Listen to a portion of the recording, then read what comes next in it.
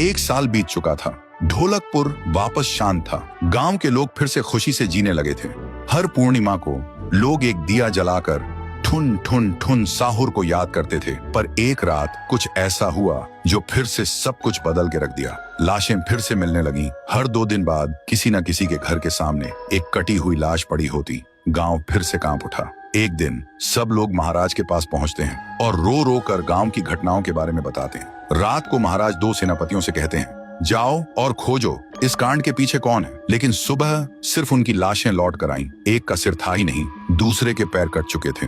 महाराज समझ गए कुछ तो लौट आया है, कुछ जो सिर्फ मौत का खेल खेल रहा है। और फिर कहते हैं, अब इस जंग का सामना मुझे ही करना होगा। उसी रात महाराज चुपके से गांव में आते हैं और एक पेड़ के पीछे खुद को छुपा लेते हैं। और ठीक रात के 2:30 बजे अचानक कहीं से धुआं छा जाता है और उस धुएं के अंदर से एक आवाज आती है,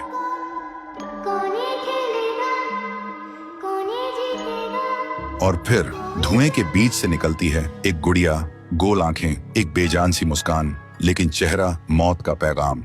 वो गुड़िया एक घर के गेट तक जाती है और बच्चों जैसा एक गाना गाने लगती है। उसके गाने की आवाज सुनकर एक आदमी बाहर आता है और अगले ही पल वो गुड़िया उसका सिर चबा जाती है। वो आदमी तड़प तड़प के वहीं जमीन पर गिर जाता है। महाराज सब कुछ देखते हैं, उनकी आंखें भर जाती हैं। उन्हें समझ आ जाता है इसके सामने जाना मतलब खुद का अंत लिखना है। अगली सुबह गांव के लोग इकट्ठा होते हैं। महाराज कहते हैं, ये पिछले भूत से भी ज्यादा डरावनी है।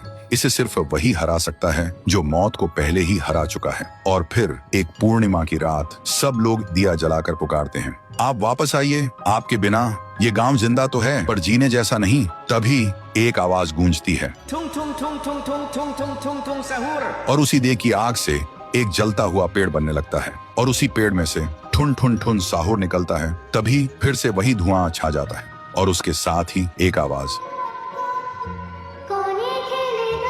सब लोग घुटनों के बल गिर जाते हैं और कांपती आवाज में बोलते हैं, हमें बचाइए, वो आ गई है। ठुन ठुन ठुन साहुर एक जोरदार जंप करता है और सीधा उस धुएं में घुस जाता है और शुरू होती है एक आखिरी जंग। ठुन ठुन ठुन साहुर और गुड़िया की। जमीन कांपने लगती है, आसमान से बिजली गिरती है और जब धुआं हटता है तो दिखाई देता है गुड़िया बिखर चुकी थी। हाथ अलग, सिर अलग, पैर अलग। और तब से गांव में फिर से एक नई सुबह हुई। महाराज मुस्कुराए, गांव वाले जीने लगे और उस दिन के बाद ठुन ठुन ठुन साहुर सिर्फ एक भूत नहीं रहा, गांव का रक्षक बन गया। लेकिन उसी रात कुछ ऐसा हुआ जो किसी को भी पता नहीं चला। गुड़िया का सिर, हाथ, पैर अपने आप जुड़ने लगे थे और फिर वो वहां से चली गई। तो दोस्तों, अगर आप देखना चाहते हैं पीहू वर्सेस गुड़िया तो इस वीडियो को 1 लाख लाइक्स तक पहुंचा दो।